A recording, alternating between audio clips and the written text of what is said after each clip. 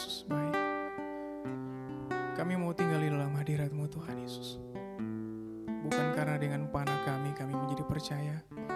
Bukan dengan pedang kami yang beri kami kemenangan. Oleh karena hadirat-Mu yang beri kami kemenangan. Kekuatan pertolongan Tuhan bagi kami. Terima kasih Tuhan Yesus.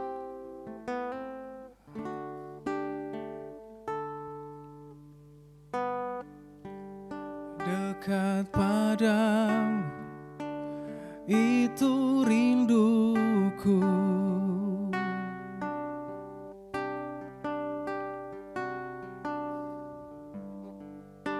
Setiap kataku kau pun menunggu.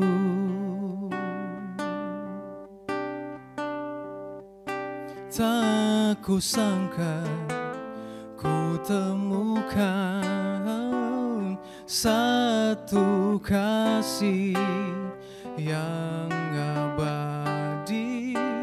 Kini ku datang dan ku bawa hidupku.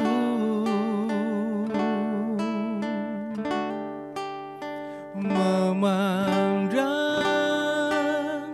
wajah-Mu,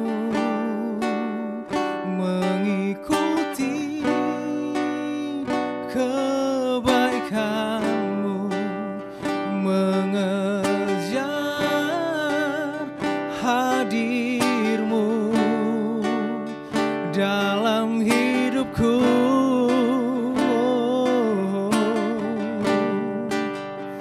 Membawa sembahku,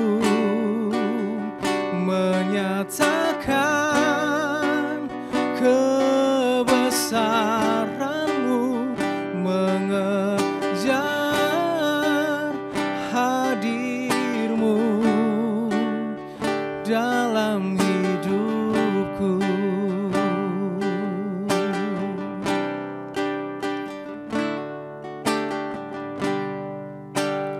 Dekat padamu itu rinduku.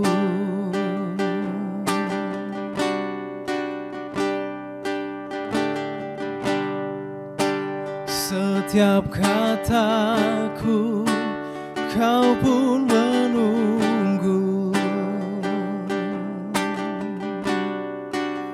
Tak kusangka ku temukan satu kasih yang abadi.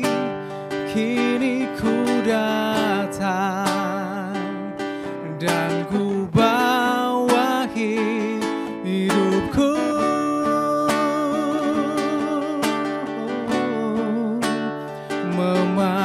Memandang wajah-Mu, mengikuti kebaikan-Mu, mengejar hadir-Mu dalam hidupku.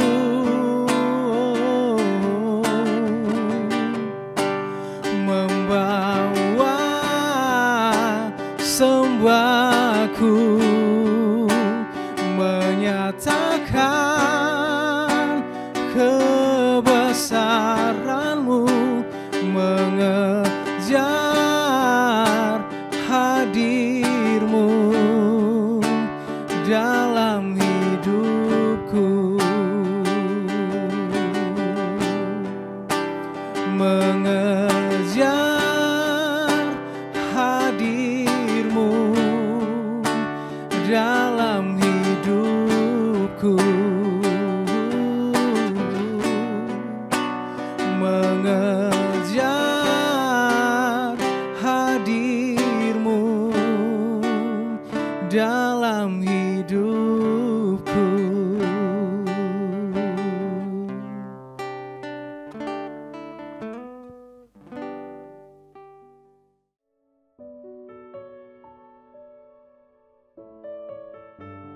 Shalom jemaat Tuhan, pada hari ini kita akan belajar kebenaran firman Tuhan yang terambil di dalam 1 Petrus 2 ayat 23 sampai 25 dan saya akan bacakan bagi Bapak Ibu Saudara. 1 Petrus pasal 2 ayat 23 sampai 25 yang berbunyi demikian. Ketika ia dicaci maki, ia tidak membalas dengan caci maki. Ketika ia menderita, ia tidak mengancam, tetapi ia menyerahkannya kepada Dia yang menghakimi dengan adil. Ia sendiri telah memikul dosa kita di dalam tubuhnya di kayu salib, supaya kita yang telah mati terhadap dosa hidup untuk kebenaran. Oleh bilur-bilurnya kamu telah sembuh. Sebab dahulu kamu sesat seperti domba, tetapi sekarang kamu telah kembali kepada gembala dan pemelihara jiwamu. Saya berikan tema khotbah saya pada pagi hari ini, yaitu kasih yang besar. Kita tahu bahwa Yesus Kristus telah turun ke bumi dengan satu karya, yaitu karya penyelamatan bagi umat manusia.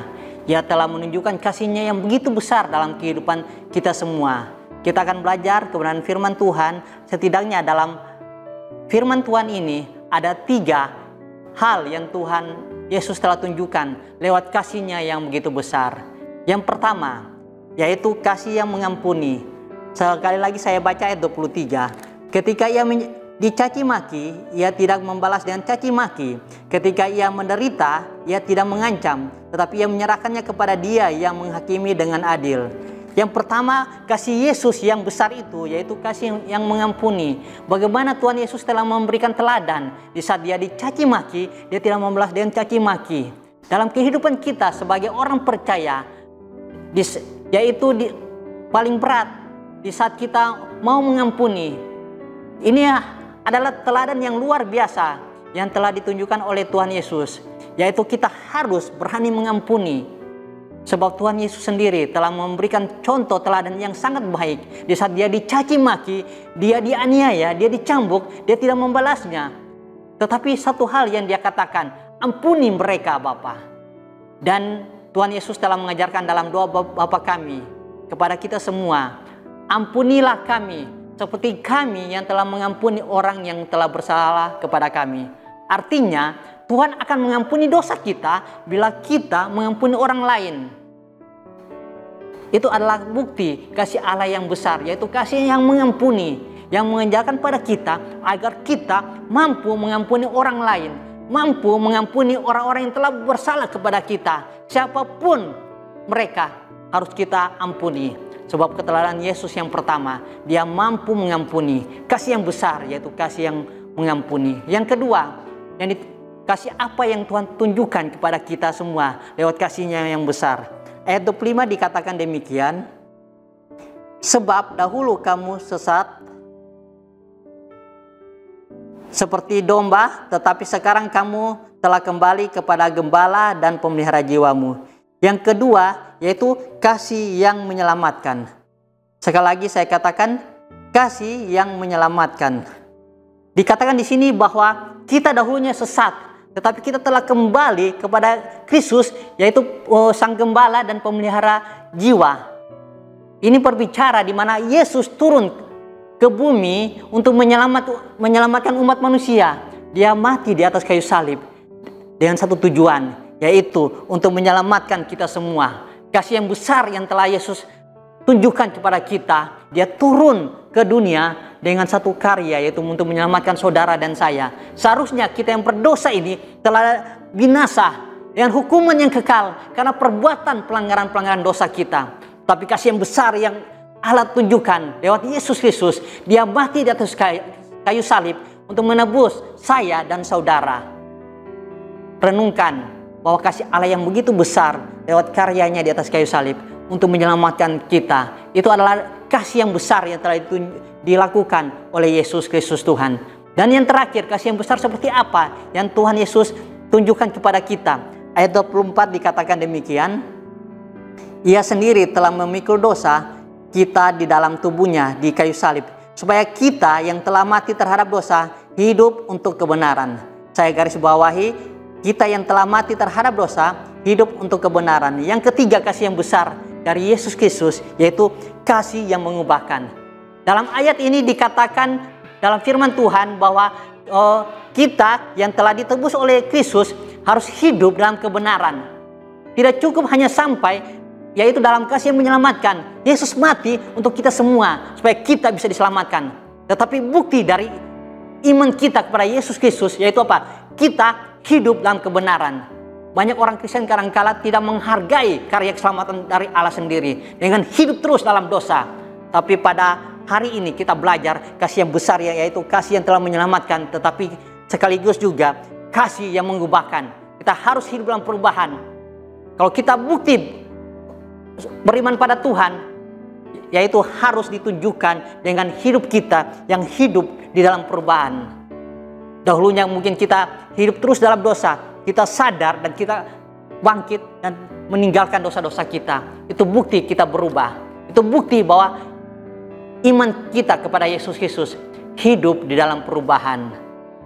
Pada pagi hari ini kita renungkan firman Tuhan bahwa ada kasih yang besar dalam kehidupan kita, yaitu kasih yang mengampuni seberapa besar dosa Bapak Ibu Saudara. Dia tetap Allah yang mengampuni kita. Dan yang kedua, kasih yang besar itu yaitu kasih yang menyelamatkan. Kristus datang ke dunia ini untuk menyelamatkan saudara dan saya, supaya kita bisa diselamatkan. Tetapi sekaligus juga yang ketiga, yaitu kasih yang mengubahkan. Yang Kristus mau, di saat kita bukti kita beriman pada Tuhan, kita telah diselamatkan, kita harus berbuat baik, hidup dalam perubahan semakin lebih baik lagi. Amin. Untuk firman Tuhan, mari kita berdoa. Terima kasih Bapa untuk firman-Mu pada hari ini yang kami telah dengarkan.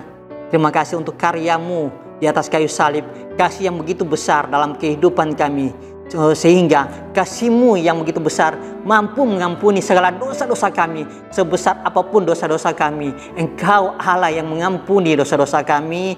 Dan kasih yang besar itu Engkau tunjukkan dengan Engkau menyelamatkan kehidupan kami. Seharusnya kami yang telah berdosa, yang harus binasa, tetapi Engkau menyelamatkan kami.